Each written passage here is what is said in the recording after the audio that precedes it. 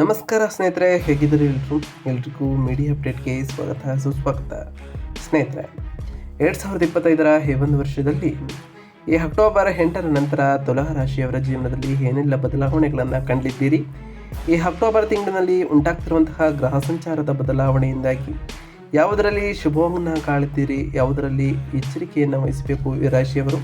ನಿಮ್ಮ ವೃತ್ತಿ, ಆರೋಗ್ಯ, ವೈವಾಹಿಕ ಜೀವನ, ಆರ್ಥಿಕ ಪರಿಸ್ಥಿತಿ, ಕೌಟುಂಬಿಕ ಜೀವನ ಮತ್ತು ವ್ಯವಹಾರದಲ್ಲಿ ಏನೆಲ್ಲ ಬದಲಾವಣೆಗಳನ್ನು ಈ ತುಲಾ ರಾಶಿಯವರು ಕಾಣಲಿದ್ದೀರಿ, ಯಾವುದರಲ್ಲಿ ಶುಭವಾಗಲಿದೆ, ಯಾವುದರಲ್ಲಿ ಬಹಳ ಎಚ್ಚರಿಕೆಯನ್ನು ವಹಿಸಬೇಕು ಎಂಬುದರ ಸಂಪೂರ್ಣ ಮಾಹಿತಿಯನ್ನು ತಿಳಿಸ್ಕೊಡ್ತಾ ಹೋಗ್ತಾನೆ ಸ್ನೇಹಿತರೆ. ವಿಡಿಯೋನ ಸ್ಕಿಪ್ ಮಾಡದೆ ಇಲ್ಲಿಂದ ಕೊನೆ ತನಕ ನೋಡ್ತಾ ಬನ್ನಿ. ಸ್ಕಿಪ್ ಮಾಡಿ ವಿಡಿಯೋನ ನೋಡೋದ್ರಿಂದ ನಿಮಗೆ ಅಷ್ಟು ಇನ್ಫಾರ್ಮೇಷನ್ ಅರ್ಥ ಆಗೋದಿಲ್ಲ ಸ್ನೇಹಿತರೆ. ಸೊ ಫಸ್ಟಿಂದ ಏನು ತನಕ ವಿಡಿಯೋನ ವಾಚ್ ಮಾಡಿ. ಹಾಗೆ ನಮ್ಮ ಈ ವಿಡಿಯೋ ಇಷ್ಟ ಆಗಿತ್ತು ಅಂದರೆ ವಿಡಿಯೋಗೆ ಒಂದು ಲೈಕ್ ಮಾಡಿ ಸ್ನೇಹಿತರೆ.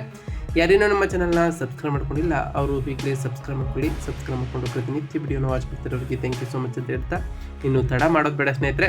ಈ ತುಲಾ ರಾಶಿಯವರಿಗೆ ಈ ಅಕ್ಟೋಬರ್ ತಿಂಗಳಿನಲ್ಲಿ ಗ್ರಹ ಸಂಚಾರಗಳು ಹೇಗಿರಲಿದೆ ಅಂತ ಒಂದೊಂದಾಗಿ ನೋಡ್ತಾ ಬರೋಣ. ಗಮನ ಬಿಟ್ಟು ನೋಡ್ತಾ ಬನ್ನಿ ಸ್ನೇಹಿತರೆ. ಮೊದಲನೇದಾಗಿ ಮಂಗಳ ಗ್ರಹದ ವಿಚಾರಕ್ಕೆ ಬರೋದಾದರೆ, ತುಲಾ ರಾಶಿಯಲ್ಲಿ ಅಕ್ಟೋಬರ್ 26ರವರೆಗೆ ನಿಮ್ಮ ರಾಶಿಯಲ್ಲಿ ಮಂಗಳನು ಇರಲಿದ್ದು, ವೃಶ್ಚಿಕ ರಾಶಿಗೆ ಅಕ್ಟೋಬರ್ 27ರಿಂದ ಪ್ರವೇಶವನ್ನು ಮಾಡಲಿದ್ದಾನೆ ಸ್ನೇಹಿತರೆ.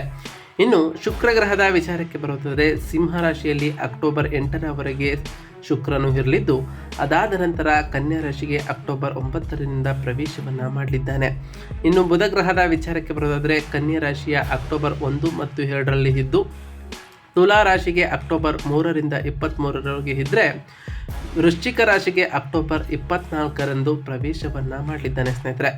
ಇನ್ನು ಸೂರ್ಯಗ್ರಹದ ವಿಚಾರಕ್ಕೆ ಬರೋದಾದರೆ, ಕನ್ಯಾ ರಾಶಿಯಲ್ಲಿ ಅಕ್ಟೋಬರ್ 17ರವರೆಗೆ ಸೂರ್ಯನು ಇರಿದ್ರೆ, ತುಲಾ ರಾಶಿಗೆ ಅಕ್ಟೋಬರ್ 17ರ ನಂತರ ಪ್ರವೇಶವನ್ನು ಮಾಡಲಿದ್ದಾನೆ ಸ್ನೇಹಿತರೆ.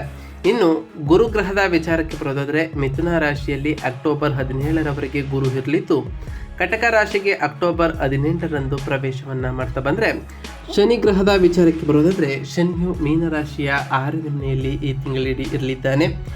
ರಾಹು ಕುಂಭರಾಶಿಯ 5ನೇ ಮನೆಯಲ್ಲಿ ಈ ತಿಂಗಳಿಡೀ ಇದ್ದರೆ, ಕೇತು ಸಿಂಹ ರಾಶಿಯ 11ನೇ ಮನೆಯಲ್ಲಿ ಈ ತಿಂಗಳಿಡೀ ಮುಂದುವರಿತಾ ಬರ್ತಾರೆ ಸ್ನೇಹಿತರೆ. ಒಟ್ಟಾರೆಯಾಗಿ ವೃತ್ತಿಪರರಿಗೆ ನಿಮ್ಮಲ್ಲಿ ಕೆಲವು ಬದಲಾವಣೆಗಳು ಉಂಟಾಗ್ತಾ ಹೋಗ್ತದೆ. ಆರ್ಥಿಕವಾಗಿ ಕಷ್ಟ ಕಾಲವೂ ಕೂಡ ಇರಲಿದೆ. ವೃತ್ತಿಯಲ್ಲಿ ಬಯಸಿದ ಫಲಿತಾಂಶಗಳನ್ನು ಪಡೆಯಲು ನೀವು ಬಹಳಷ್ಟು ಶ್ರಮವನ್ನು ಪಡಬೇಕಾಗಿರುತ್ತದೆ ಸ್ನೇಹಿತರೆ. ಏಕೆಂದರೆ ಯಾವುದೂ ಸುಲಭವಾಗಿ ಬರೋದಿಲ್ಲ. ಪ್ರತಿಯೊಂದು ಕೆಲಸದಲ್ಲಿ ಅಡೆತಡೆಗಳು ಬರ್ತಾ ಹೋಗ್ತದೆ. ನಿಮ್ಮ ಮೇಲಾಧಿಕಾರಿಗಳೊಂದಿಗೆ ಸಮಸ್ಯೆಗಳು ಮತ್ತು ತಪ್ಪು ತಿಳುವಳಿಕೆಗಳು ಉಂಟಾಗಬಹುದು. ಉದ್ಯೋಗದಲ್ಲಿ ಬದಲಾವಣೆ ಅಥವಾ ಸ್ಥಾನ ನಷ್ಟದನ್ನ ತಪ್ಪಿಸಲು ವಾದಗಳಿಂದ ದೂರವಿರಬೇಕಾಗಿರ್ತದೆ. 12ನೇ ಮನೆಯಲ್ಲಿ ಸೂರ್ಯ ಅಕ್ಟೋಬರ್ 17ರವರೆಗೆ ಇರೋ ಕಾರಣ, ನಂತರ ನಿಮ್ಮ ರಾಶಿಯಲ್ಲಿ ಇರುವುದು ನಿಮ್ಮನ್ನು ಆಕ್ರಮಣಕಾರಿ ಮತ್ತು ಅಸಹನೀಯಾಗಿ ಮಾಡ್ಬೋದು. ಭಾವನೆಗಳನ್ನು ನಿಯಂತ್ರಿಸ್ತಾ ಬನ್ನಿ, ಕಡಿಮೆ ಮಾತನಾಡ್ತಾ ಬನ್ನಿ, ಬಹಳ ತಾಳ್ಮೆಯಿಂದ ಇರಬೇಕಾಗಿರ್ತದೆ.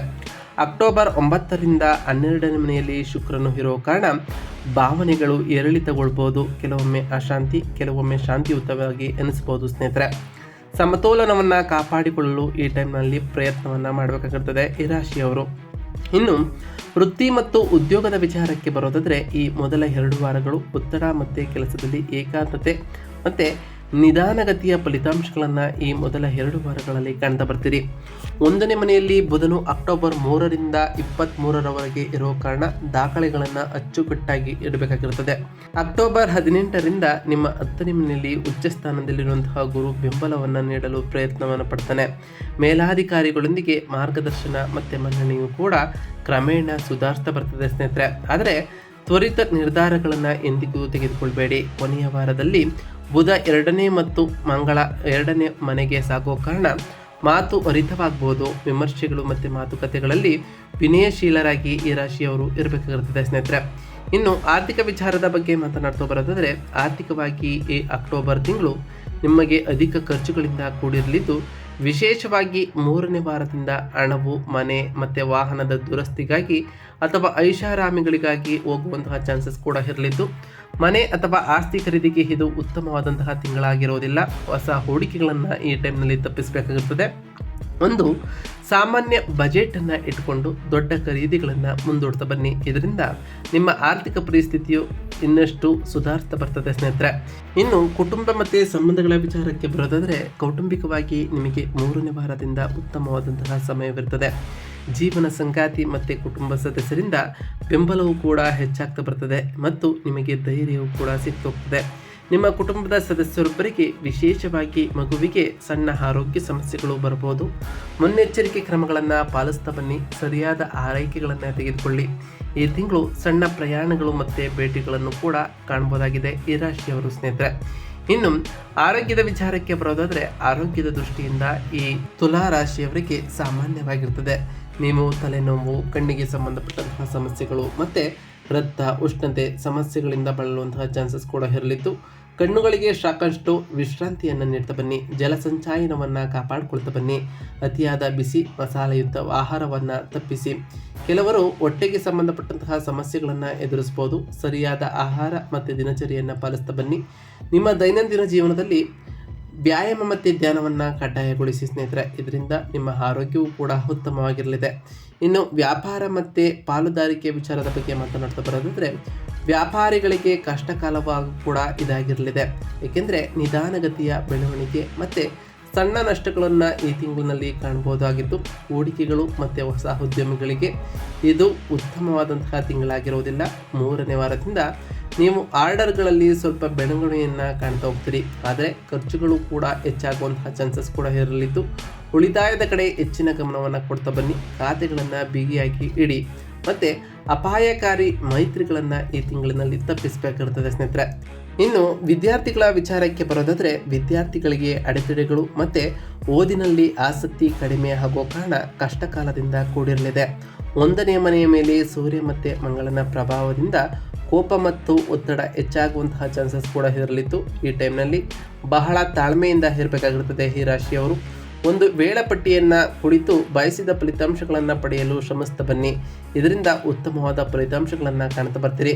ಹೆಚ್ಚಿನ ಓದು ಈ ರಾಶಿಯವರಿಗೆ ಅಗತ್ಯವಾಗಿರ್ತದೆ. ಹಾಗೆಯೇ ಹೆಚ್ಚಿನ ಶ್ರಮವನ್ನು ಈ ರಾಶಿಯವರು ಹಾಕಬೇಕಾಗಿರ್ತದೆ. ಹೊಸ ಹೊಸ ಕೌಶಲ್ಯಗಳನ್ನು ಕಲಿಯುತ್ತಿರುವ ಈ ವಿದ್ಯಾರ್ಥಿಗಳಿಗೆ ಉತ್ತಮವಾದಂತಹ ತಿಂಗಳು ಇದಾಗಿರಲಿದ್ದು, ಆದ್ದರಿಂದ ಈ ರಾಶಿಯವರು ಬಹಳ ಕಷ್ಟವನ್ನು ಪಡಬೇಕಾಗಿರುತ್ತದೆ ಸ್ನೇಹಿತರೆ. ಒಟ್ಟಾರೆಯಾಗಿ ಈ ಅಕ್ಟೋಬರ್ ತಿಂಗಳಿನಲ್ಲಿ ಒಂದಿಷ್ಟು ಸಕಾರಾತ್ಮಕವಾದ ಬದಲಾವಣೆಗಳ ಜೊತೆಗೆ ಒಂದಿಷ್ಟು ಎಚ್ಚರಿಕೆಯ ಸೂಚನೆಗಳನ್ನು ಕೂಡ ಈ ರಾಶಿಯವರು ಕಾಣ್ತಾ ಬಂದರೆ, ಈ ತಿಂಗಳಿನಲ್ಲಿ ನೀವು ಮಾಡಬೇಕಾಗಿರುವಂತಹ ಸರಳ ಪರಿಹಾರಗಳನ್ನು ಈ ಪರಿಹಾರಗಳನ್ನು ಅನುಸರಿಸೋದ್ರಿಂದ ಏನೆಲ್ಲ ಬದಲಾವಣೆಗಳನ್ನು ಕಾಣಲಿದ್ದೀರಿ ಅಂತ ಈಗ ಒಂದೊಂದಾಗಿ ತಿಳಿಸ್ಕೊಡ್ತಾ ಬರ್ತಾನೆ. ಗಮನವಿಟ್ಟು ನೋಡ್ತಾ ಬನ್ನಿ. ಸೂರ್ಯನು 12ನೇ ಮತ್ತು 1ನೇ ಮನೆಗೆ ಹೋಗೋ ಕಾರಣ ಅಕ್ಟೋಬರ್ 17ರಿಂದ ಪ್ರತಿ ಭಾನುವಾರ ಸೂರ್ಯದೇವನಿಗೆ ನೀರನ್ನು ಅರ್ಪಿಸಿ. ಹಾಗೆಯೇ ಅಹಂಕಾರ ಮತ್ತು ಅಸಹನೆಯನ್ನು ಕಡಿಮೆ ಮಾಡಲು ಆದಿತ್ಯ ಹೃದಯ ಸ್ತೋತ್ರವನ್ನು ಪಡಿಸ್ತಾ ಬನ್ನಿ. ಇದರಿಂದ ಆ ಸೂರ್ಯದೇವರ ಕೃಪೆಗೆ ನೀವು ಪಾತ್ರರಾಗ್ತೀರಿ. ಇನ್ನು 12ನೇ ಮನೆಯಲ್ಲಿ ಶುಕ್ರನು ನೀಚ ಸ್ಥಾನದಲ್ಲಿ ಇರೋ ಕಾರಣ ಅಕ್ಟೋಬರ್ 9ರಿಂದ ಪ್ರತಿ ಶುಕ್ರವಾರದಂದು ತಾಯಿ ಜಗನ್ಮಾತೆಯಾದಂತಹ ಲಕ್ಷ್ಮೀ ದೇವಿಗೆ ಪೂಜೆಯನ್ನು ಸಲ್ಲಿಸ್ತಾ ಬನ್ನಿ. ಲಕ್ಷ್ಮೀ ದೇವಿಗೆ ಪ್ರಿಯವಾಗಿರುವಂತಹ ಬಿಳಿ ಹೂಗಳನ್ನು ಅರ್ಪಿಸಿ ಪೂಜೆಯನ್ನು ಸಲ್ಲಿಸೋದ್ರಿಂದ ಆ ಲಕ್ಷ್ಮೀ ದೇವಿಯ ಕೃಪೆಗೆ ನೀವು ಪಾತ್ರರಾಗ್ತೀರಿ. ಐಷಾರಾಮಿ ಖರ್ಚುಗಳನ್ನು ಈ ಟೈಮ್ನಲ್ಲಿ ತಪ್ಪಿಸಬೇಕಾಗಿರ್ತದೆ. ಮನಸ್ಸನ್ನು ಶಾಂತವಾಗಿ ಇಡಬೇಕಾಗಿರುತ್ತದೆ ಈ ರಾಶಿಯವರು ಸ್ನೇಹಿತರೆ. ಇನ್ನು 6ನೇ ಮನೆಯಲ್ಲಿ ಶನಿ ಇರೋ ಕಾರಣ ಪ್ರತಿ ಶನಿವಾರದಂದು ನಿರ್ಗತಿಕರಿಗೆ ಸಹಾಯವನ್ನು ಮಾಡ್ತಾ ಬನ್ನಿ. ಪ್ರತಿ ಶನಿವಾರ ಓಂ ಶಂ ಶನೈಶ್ವರಾಯ ನಮಃ ಎಂಬ ಮಂತ್ರವನ್ನು ಜಪಿಸೋದರ ಜೊತೆಗೆ ಶನಿದೇವರಿಗೆ ಪ್ರಿಯವಾಗಿರುವಂತಹ ಕಪ್ಪು ಎಳ್ಳಿನ ಬತ್ತಿಯನ್ನು ಹಚ್ಚಿ. ಇದರಿಂದ ಆ ಶನಿದೇವರ ಸಕಾರಾತ್ಮಕ ಪ್ರಭಾವಕ್ಕೆ ಒಳಗಾಗ್ತೀರಿ ಸ್ನೇಹಿತರೆ. ಇನ್ನು ಅಡೆತಡೆಗಳನ್ನು ನಿವಾರಿಸಲು ಶಿಸ್ತನ್ನು ಪಾಲಿಸಬೇಕಾಗಿರುತ್ತದೆ ಈ ರಾಶಿಯವರು ಸ್ನೇಹಿತರೆ. 10ನೇ ಮನೆಯಲ್ಲಿ ಉಚ್ಚ ಸ್ಥಾನದಲ್ಲಿ ಗುರು ಇರೋ ಕಾರಣ ಅಕ್ಟೋಬರ್ 18ರಿಂದ ಗುರುಗಳು ಮತ್ತು ಹಿರಿಯರನ್ನು ಗೌರವಿಸ್ತಾ ಬನ್ನಿ. ವೃತ್ತಿ ಬೆಂಬಲಕ್ಕಾಗಿ ಪ್ರತಿ ಗುರುವಾರದಂದು ಹಳದಿ ಬಣ್ಣದ ಸಿಹಿ ತಿಂಡಿಗಳನ್ನು ದಾನವನ್ನು ಮಾಡ್ತಾ ಬನ್ನಿ ಸ್ನೇಹಿತರೆ. ಇದರಿಂದ ಆ ಗುರುದೇವರ ಕೃಪೆಗೆ ನೀವು ಪಾತ್ರರಾಗ್ತೀರಿ. ಪ್ರತಿ ಗುರುವಾರ ಓಂ ಬೃಹಸ್ಪತಾಯ ನಮಃ ಎಂಬ ಮಂತ್ರವನ್ನು ಜಪಿಸೋದ್ರಿಂದ ಆ ಗುರುದೇವರ ಆಶೀರ್ವಾದಕ್ಕೆ ನೀವು ಒಳಗಾಗ್ತೀರಿ ಸ್ನೇಹಿತರೆ.